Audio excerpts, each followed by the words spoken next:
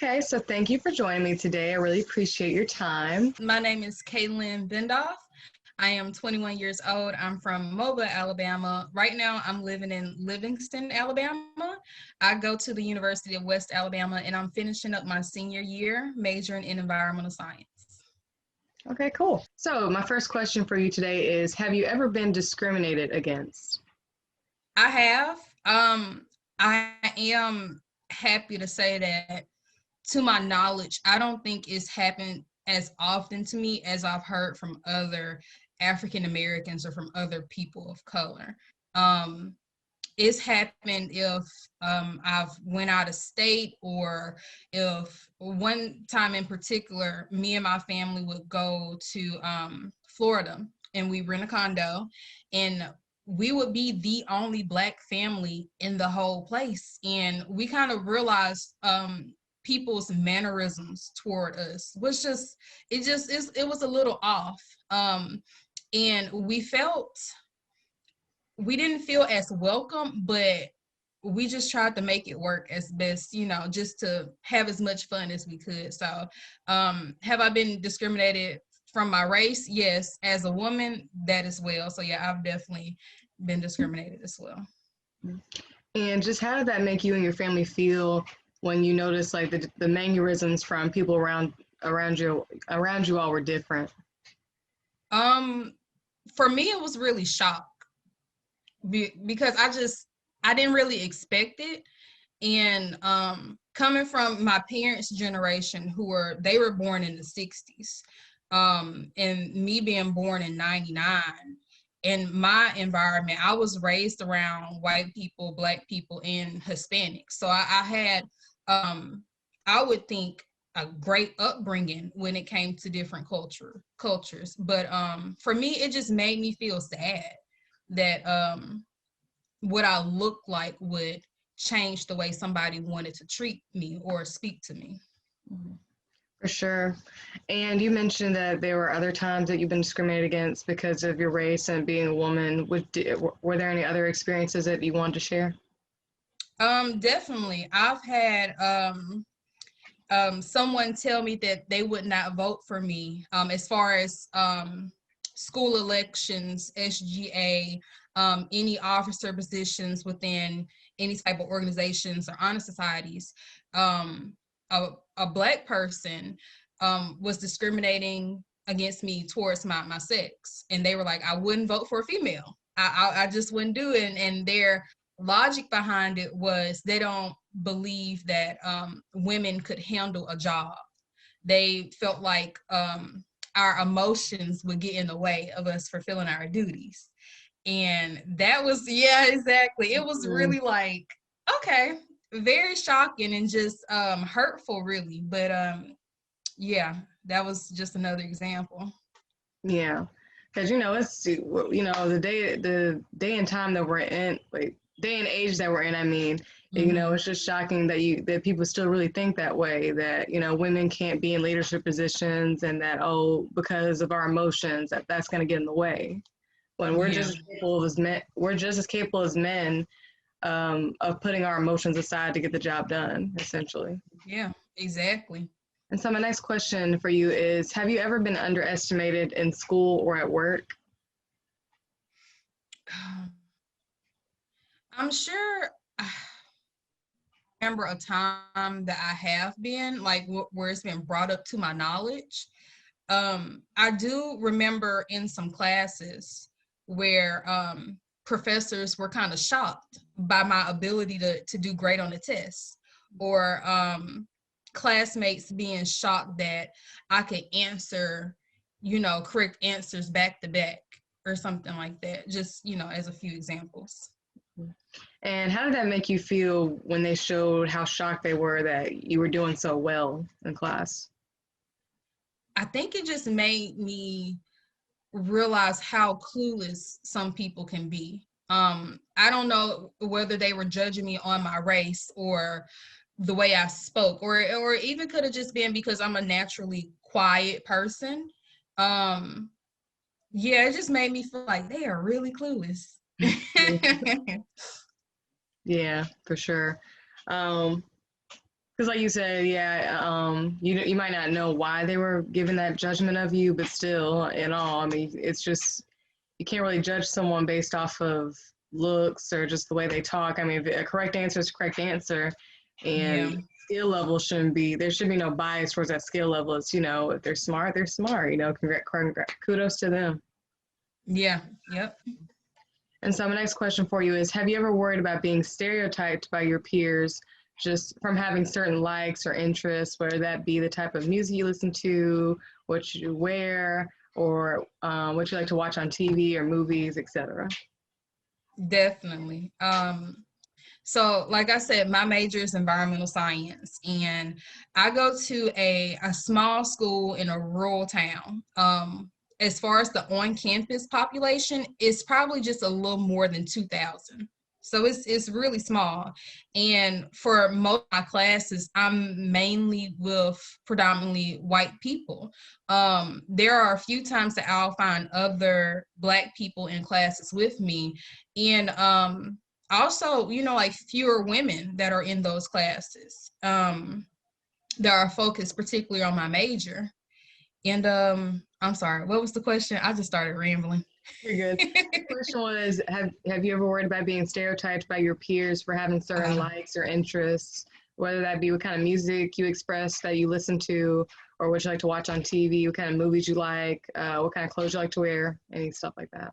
Yeah, so those people that I share classes with, because we have a similar major, we will take the same classes together until we graduate. So I've tried to make a habit to really get to know these, my peers, and I find myself holding back information as far as what I'm interested in, or what I do back home, because I wonder, would they really understand it? Would they understand me as, just a person and this is my lifestyle, or would they look at me as, oh yeah, she's this Black girl?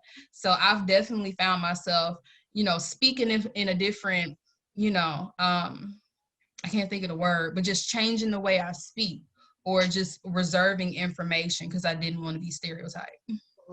What kind of information were you reserving to avoid those stereotypes? Oh, as far as like my hair, like I would never bring my hair up in the conversation, or just the music I listen to. Um, yeah, Black holidays. Like I wouldn't bring it up, especially since this past summer with the Black Lives Matter protests. I don't speak on that at all within my, my white counterparts. Just because I don't know their reaction, and I just find myself being a little hesitant to even mention it. Mm-hmm. And so you're talking about how you have this kind of repressed behavior because you worry about how people might react to it or respond to it. And so just what kind of effect do you think that's really having on you mentally and internally? I think it makes me feel as if I can't express myself fully. I find myself kind of holding back all that I am, and not truly getting to know my peers, because I'm always worried, like, oh, if I say something, will they really understand where I'm coming from? As a mental effect, it does make me feel like just a little lonely, because sometimes I'm the only Black person, in those classes or in that space. But I think I've been lucky to go to a school where just recently, I think in the past year, it was a PWI. So it was predominantly white institution, and that changed last year. And I have to say my white peers are like some of the kindest people ever. And sometimes it just comes from my own awkwardness or hesitation, not wanting to speak on things that concern my African culture. Yeah, I've spoken to a couple other people who their answers are kind of reminding me of what you're talking about, how you feel like you have to kind of hide your culture and you can't really fully express yourself because there's that worry of, oh, what will they think of me? Or, how are they going to comment on my culture, essentially? Yeah, and it's also a thing where I almost have to be like, is this like too black? Like, is it too much of me that I'm expressing? I guess almost similar to like when people try to dumb their self down. I try to just keep it in a gray area where I don't really speak on it. Mhm. And do you think you'd feel this way if you maybe went to an HBCU possibly, or do you think it'd be a completely different? Completely different. It would be completely different. I've had a few opportunities to tour HBCUs for like graduate programs, and it's a totally different atmosphere. Um, but I will say I am lucky that I was able to attend a school where there are people from different cultures. Because I've really been open to just a bit of everyone. And I feel like if I would have went to a HBCU, I wouldn't have had that opportunity. Mhm. So I know you said that the school you go to now is more on the side of a PWI. So going back to your just what was your high school like as far as diversity? I believe my high school was fairly mixed as far as the black and white student population. We even had like not as high as the white and black student population, but we had Asians and Hispanics there. And yeah, so it was a pretty diverse group of students at my high school. Yeah. You know, I don't At know why. our high school. Yeah, I was gonna say, I might as well just go ahead and say it. Our high school, really. I wasn't trying to disown Yeah. Davis or anything. I guess in my mind, I was like, I kind of, so I'm trying to, it's like I'm trying to act like I don't, not that I don't know you, but just like an unbiased, Hmm. but it's like, yeah. But okay. Yeah. Anyway, so going back to, so I asked about that because I was just trying to get to a point here. You know, with Davidson being a lot more diverse than the school you're at now, did you feel what you're feeling now about having to repress your behavior, well, hold back you as a person and your personality and your culture? Did you feel that same way back in high school at Davidson at all? No, not at all. I mean, every class I had probably in some classes there were like sometimes more black students than white students. That was only so often, but there was a pretty even mix of black and white students in like each class that I had in high school. And I felt open and welcome to speak about myself and share my experiences. Mhm. And so just what has that been like when you look back, what has it been like going from a school like Davidson where you had a little bit of everybody, you know, very diverse, lots of different cultures, and being able to express yourself and be open, and going to from that to a predominantly white institution and feeling like you have to be careful about what you say or like how much of yourself you're expressing to people? It was definitely a change. Not only when I switched from high school to college, I felt like I needed to be more mature. And yeah, I really found myself just trying to navigate high school to college is a big thing in and of itself. But to be around more white people than I had ever been around in my life, like the thing about college is for me, I live on campus, so I'm around my white counterparts much more often, and then in my classes, I'm mainly around more white people than black people. Um, so it was kind of it was it was really an experience just learning like, okay, I can't speak the way I used to speak, around my peers. It was definitely a change. Yeah, that's I can definitely see where you're coming from because I remember how it was at Davidson and how again it was just so diverse and you could really be yourself because you had not only had people that looked like you, but it was just that it was a good balance of having people that look like you and people who don't look like you, and there wasn't that feeling of repression. Mm. So I definitely see where you're coming from. And then now I go to a PWI, and I guess I really haven't thought about not feeling like I can express myself as much, even though I'm asking people that. But I definitely see where you're coming from in that part. for sure. Yeah, for me, it comes from a fear of their reaction. And if I say this, will I continue to be accepted? That's what really holds me back from just sharing and talking about a little bit of everything. Yeah. It's like you want to be able to express yourself, especially in college. For a lot of people, or at least I remember people would tell me going into college, that's where you're supposed to find yourself and really be able to express yourself. But it's kind of hard to do that, like you said, when you're afraid of how people might react when you really express yourself and speak on certain issues, especially now with all the political and racial tension. It's just high. So there's Yeah, definitely like an increased fear of how people will react. yeah. And so my next question is, how has the pandemic affected you, whether that be, your education, your job, and how has the pandemic affected you, whether that be through school, work, your personal life, your mental health, just any factor you like to talk about? Oh my goodness. I think I am in the same boat as everybody else. And I'm really grateful to not have struggled as much emotionally and mentally.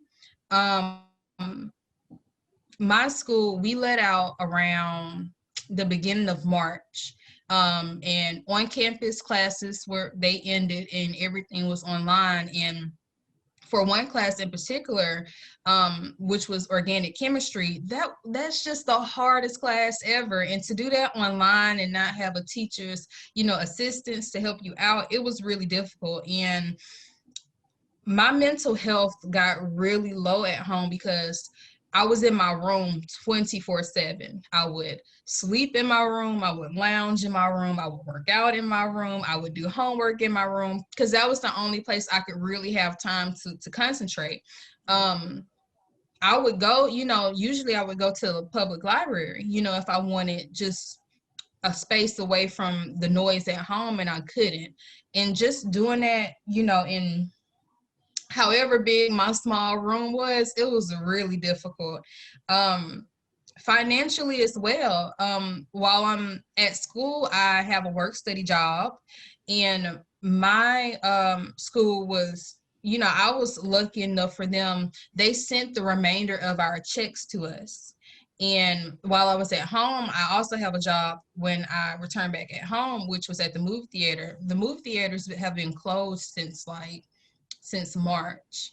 And I had difficulty receiving unemployment from that movie theater job. So trying to live on my work study check, which I received every 2 weeks, and it was $200. It was pretty difficult, but I think we, just had to make it work like anybody else. Yeah, for sure.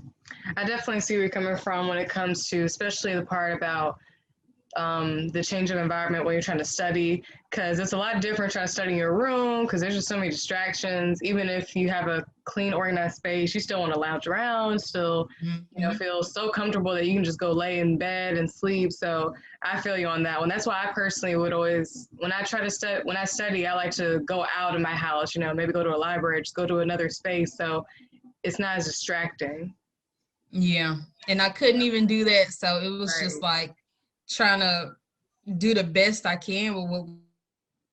And so this question has to do with the main topic of this whole project, and that is, do you or have you ever felt the pressure to be twice as good as your white peers, whether that be in school or at work? Yeah. Often when I'm the only Black person or one of the only females in the room, I feel like I have to, represent for my culture or for my people or for women. And it happens often. Right now, there's only like 5 people who are seniors majoring in environmental science. And I think I'm the only Black female.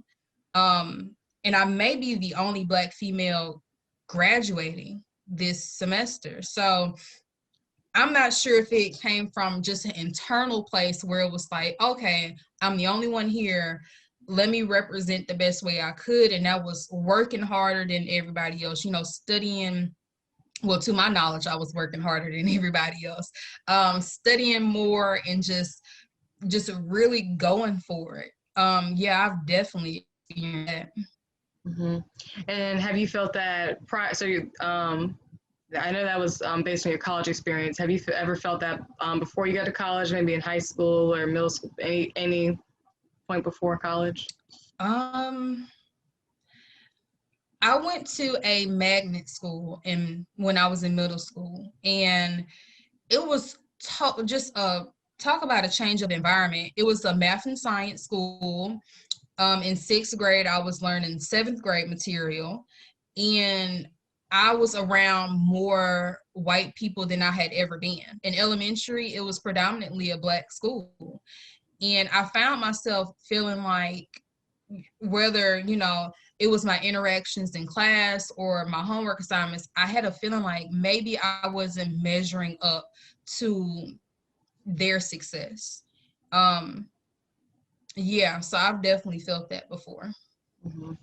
And I know you, I was going to ask as well, besides school or at work, any extracurricular activities? I know you were in theater in high school for a while, and I don't know, I know it was kind of hard for you to pursue that in college because you're so busy, but did you ever feel that as well in any extracurricular activities you did?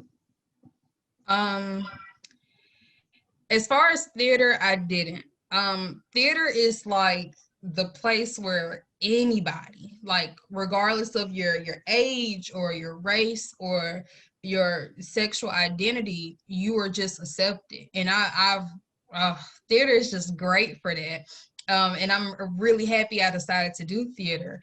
I did, however, I was on the swim team in high school, and I always felt like maybe I was just counted out of the bunch because I was Black.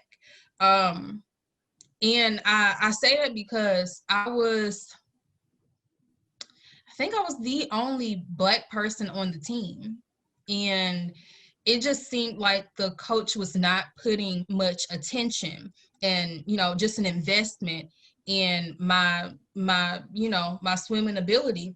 And, it could be because I was new to the team and he wanted to focus on the people who could, win titles, win championships. But I always just had a nagging feeling like I was more of a nuisance than a team member.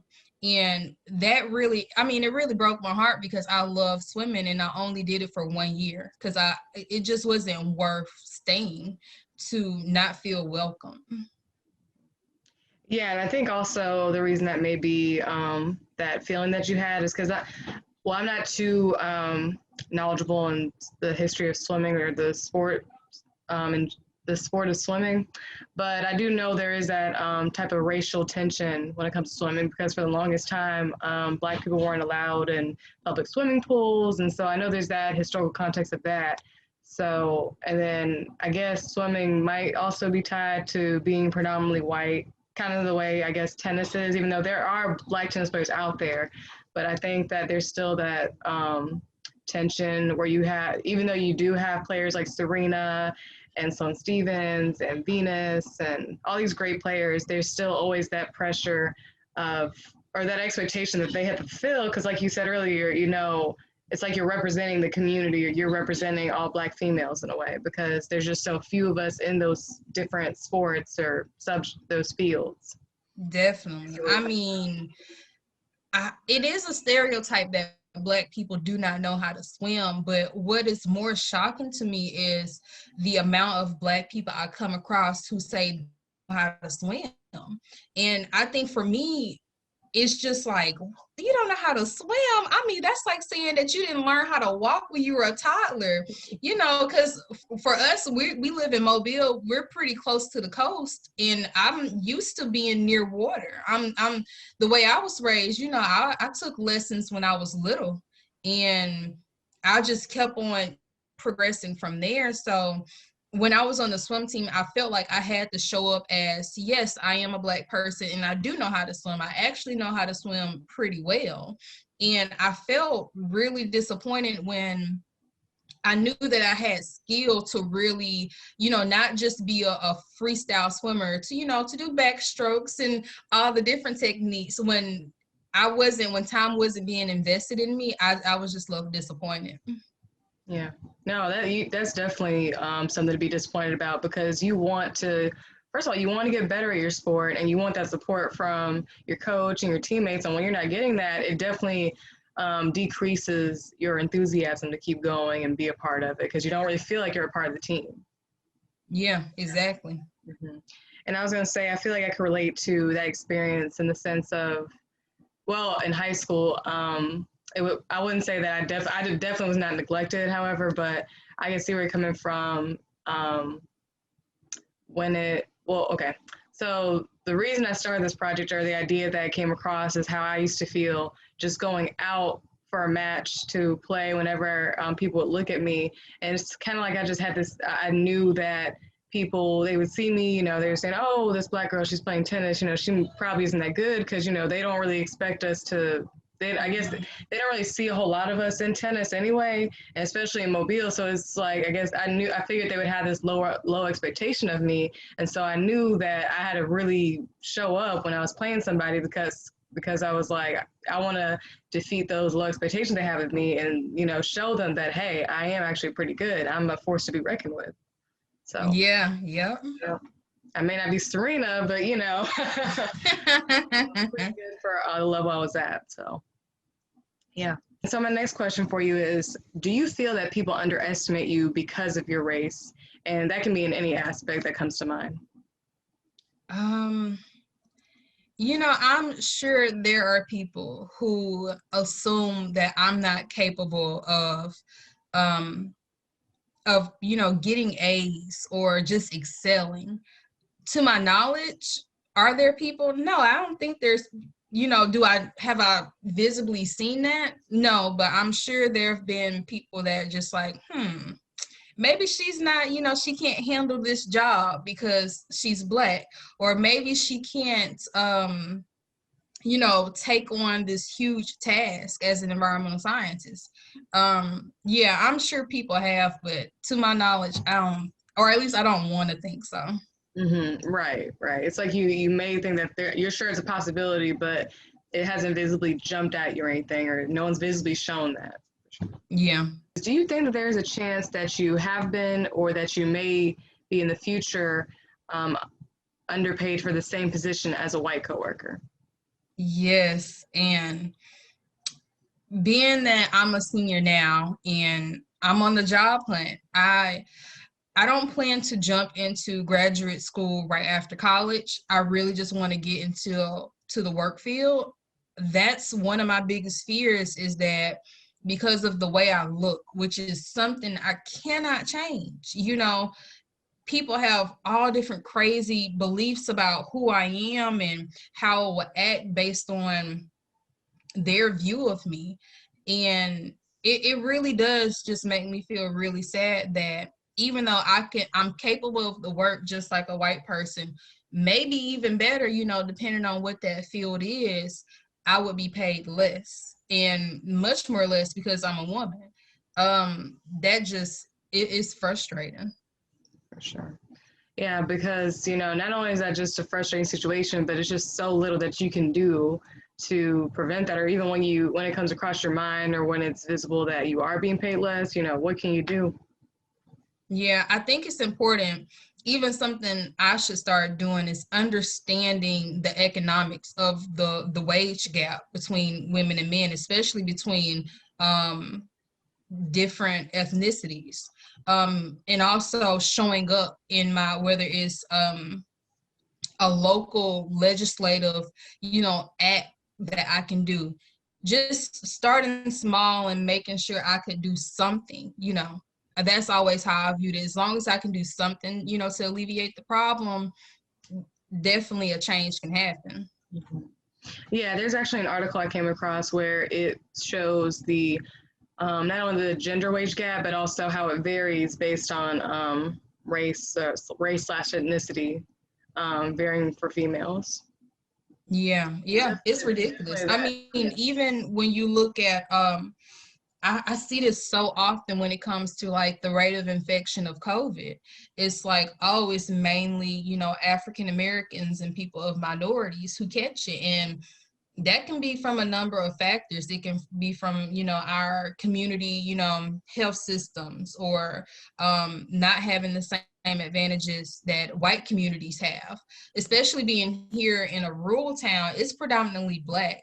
They have one drugstore, there's 2 grocery stores, and there's not even a hospital here. Like, it is just a sort of like a urgent care, and it's a mainly Black community. So yeah, I mean, you could see disadvantages across the board. Right. Yeah, and there was a couple of videos I came across from PBS that were talking about those disparities that are common in minority communities. And what struck me the most on one of the videos was talking about how, I can't remember what city it was, but it was in Alabama, if I remember right. And they were just talking about how, what you were talking about, like how in cities they may not have the same advantages as, say, for example, Mobile, like you were talking about the hospitals. We have 3 hospitals here, but so I can't only imagine how difficult it is to not have at least one hospital in that city. And there were just some statistics talking about how when it comes to certain jobs such as Amazon or just any job where you have to manual labor jobs is what I'm thinking of. And then customer service jobs, minorities are mostly in that range, and it makes it even more at risk for them, since you're around people, and and it depends, of course, if that job is really meeting the guidelines they're supposed to. But that's some things they talked about as well, just how also they looked at the jobs that minorities do have, and just kind of seeing that correlation as to how that's affecting them with COVID. Yeah. Yep. It's tough.